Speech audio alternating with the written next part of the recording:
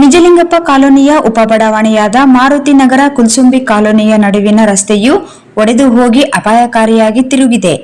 ಮಾರುತಿ ನಗರ ಕುಲ್ಸುಂಬಿ colony ಮಧ್ಯದ CC ರಸ್ತೆಯ ನಡುವೆ 3 ಅಡಿ ತೆಗ್ಗು ಬಿದ್ದಿದೆ. ಅಕ್ಕಪಕ್ಕದ ರಸ್ತೆ ಕಿತ್ತು ಹೋಗಿದೆ. ದ್ವಿಚಕ್ರ ವಾಹನ ಓಡಾಡಲು ಹೆಣಗಾಡಬೇಕಿದೆ. ಸಿಸಿ ರಸ್ತೆಯು ಗುಣಮಟ್ಟದಲ್ಲಿ ಆಗಿಲ್ಲ.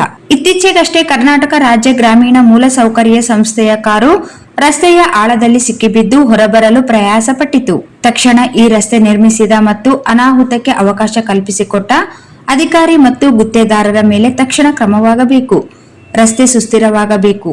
ಬಹುತೇಕ ಬಡಾವಣೆಯ ಜನ ಇದೇ ರಸ್ತೆ ಬಳಸುತ್ತಾರೆ. ದುರಸ್ತಿ ಶೀಘ್ರವಾಗಬೇಕು ಎಂದು ರಸ್ತೆ ಬಳಕೆದಾರರು ಒತ್ತಾಯಿಸಿದ್ದಾರೆ.